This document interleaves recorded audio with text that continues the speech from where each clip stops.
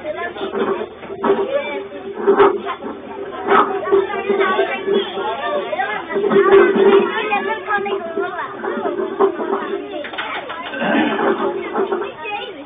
আলাইকুম ওয়া রাহমাতুল্লাহ।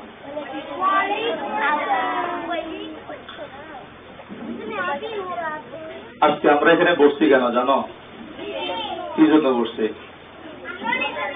হ্যাঁ, আমাদের সবার পরীক্ষা শেষ হয়েছে, সেজন্য বসেছি উস্তাদের কথা শোনার জন্য। ঠিক আছে না? তো তোমরা নিজে নিজে কথা বললে কার কথা শুনবা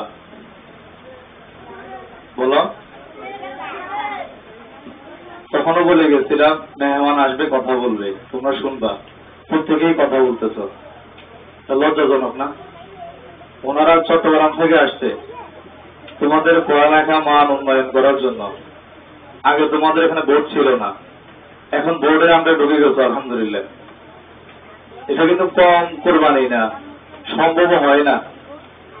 অত্র এই দিকে যত প্রতিষ্ঠান, কোন প্রতিষ্ঠান বোর্ডে আমরা যেতে পারে নাই।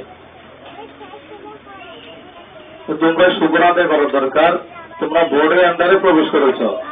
তোমাদের পড়ালেখা আগের থেকে কয়েক গুণ অগ্রসর হবে ইনশাআল্লাহ। ভালো করে পড়তে হবে। আজকে তো তোমরা পরীক্ষা শেষ করে বসছো এখানে, অনেকেই লিখতে পারো নাই, দুর্ভাগ্য। প্রথম বিষয় হলো পরীক্ষা এমন একটা জিনিস, অনেকে লিখতে পারে, পড়তে পারে, পরীক্ষায় ভালো রেজাল্ট করতে পারে না। আর অনেকে আছে লিখতেও পারে না, পড়তেও জানে না ভালো করে, কিন্তু পরীক্ষা কিভাবে যেন পাশ করে ফেলে।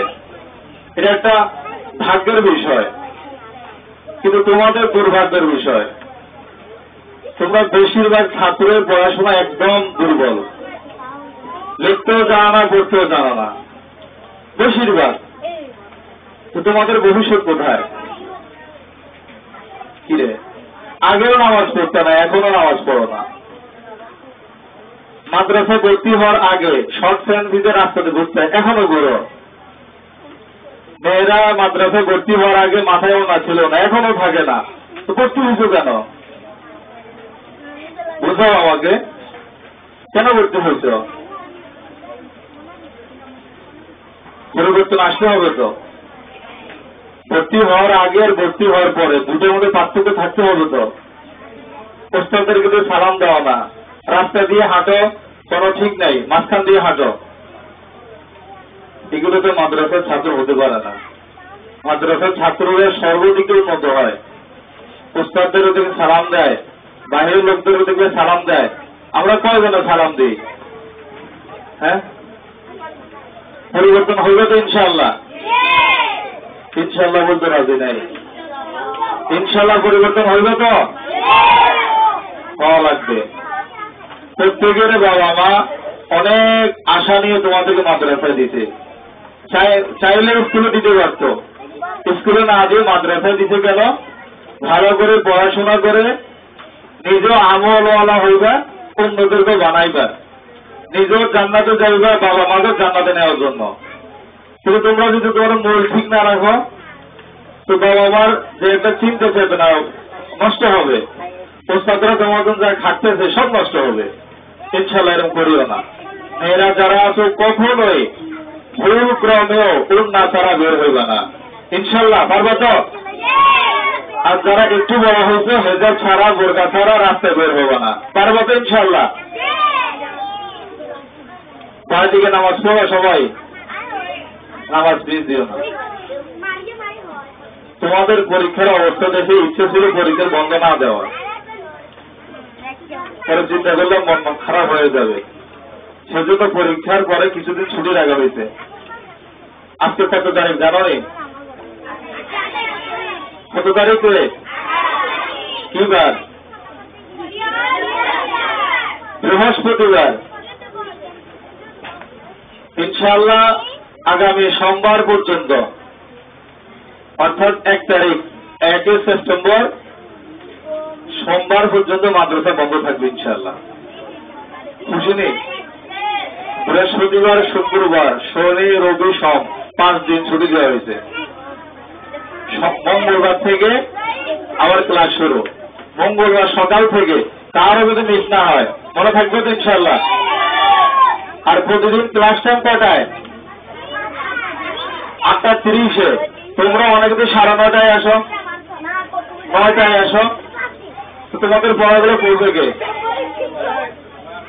মঙ্গলবার থেকে প্রত্যেকে 8টায় মাদ্রাসা চলে আসবে। কয়টায়? 8টায়। 8:30 থেকে ক্লাস, 8টা বাজে আসি, ওজুস্তা লাগে, ওজুস্তা করে ফেলবা, কিছু খাওয়ার প্রয়োজন খানা খেয়ে ফেলবা, সুন্দর করে রুম পরিষ্কার করে ক্লাসে বসে যাইবা। কয়টা বাজে আসবা? 8টায়। 8টার পরে কেউ আসবা না কিন্তু বললাম, 8টার আগে চলে আসবা। ক্লাস শেষ হওয়া পর্যন্ত আর গেট দিয়ে কেউ বের হবে না।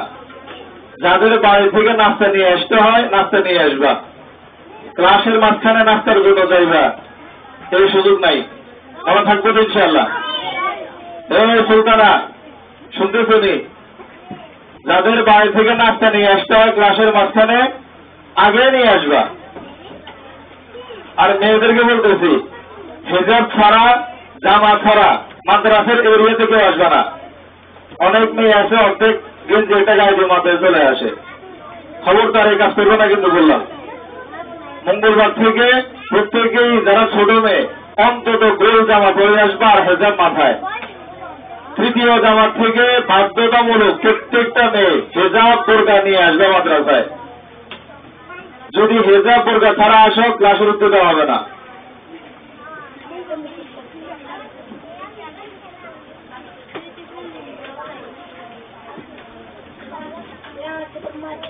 আর নাজেরা হেফজ বিভাগ তোমাদের বন্ধ নাই, তোমাদের ক্লাস চলবে ইনশাআল্লাহ।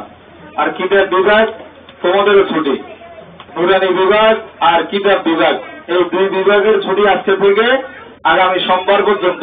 মঙ্গলবার থেকে ইনশাআল্লাহ আবার সবার ক্লাস শুরু হবে। শুধু নাজেরা আর হেফজ বিভাগের ছুটি নেই, তোমাদের রীতিমতো পড়া চলবে ইনশাআল্লাহ।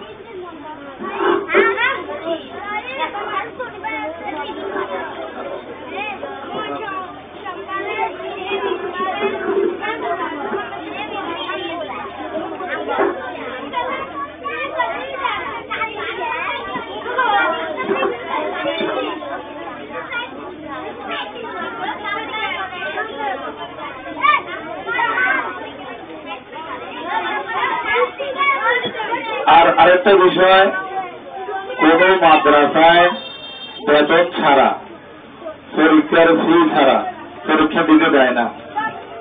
কিন্তু তোমাদের মধ্যে অনেকেই আছে এখনো বেতন দেয় নাই, পরীক্ষার ফিস দেয় নাই, তো পরীক্ষা দিয়ে দিতে। এটা মনে করিও না যে হুজুর থেকে ফাঁকি দিলাম, না রে বাবা, তোমাদের জন্য ওস্তাদরা বহুত খাটে, অনেক কষ্ট করে। একটা রিক্সা চালকও রিক্সা চালাইলে মাসে 30,000 টাকা ইনকাম করতে পারে, একদিন 1,000 এমনি পারে। তোমাদের ওস্তাদের বেতন কত? অল্প টাকা না? তো তোমরা যদি টাকাগুলো না দাও ওস্তাদের দিব কোথেকে? প্রত্যেকে বাড়িতে গিয়ে বাবা মাকে বলবা আমাদের প্রত্যেকের বেতন 1 তারিখ থেকে 5 তারিখের ভিতরে মাদ্রাসা দিয়ে দিবে। পারবা না ইনশাআল্লাহ? তোমরা মাদ্রাসায় আসার সময় 10 টাকা ছাড়া আসো না, তো হুজুরদের বাচ্চাদেরকে টাকা দিতে মন চায় না, দিবি কোথেকে তোমরা টাকা না দিলে? বলো। অনেক মাদ্রাসায় কি করে, বেতন না দিলে ক্লাসে বসে না, বের করে দেয়। পরীক্ষার ফিস না দিলে পরীক্ষা না দিয়ে বের করে দেয়। এটা খারাপ না? এটা খারাপ লাগবে না? তোমাদের ক্লাসে না বলতে বাড়াইতে কেমন লাগবে? এই জন্য প্রত্যেকে গার্ডিয়ানকে বলবা আমাদের ওস্তাদ আমাদের অনেক কষ্ট করে পড়ায়, ওনাদের টাকাগুলো প্রত্যেক মাসে 5 তারিখের ভিতরে দিয়ে দিবে। বলবা তো ইনশাআল্লাহ? আর ওস্তাদদেরকে যতটুকু পারো সম্মান দিয়ে কথা বলবা, ওস্তাদ জি করে কথা বলবা, ওস্তাদদের নাম ধরে কথা বলবা না, ওস্তাদের গায়ে হাত দিয়ে ডাক দিবা না। কাছে আসে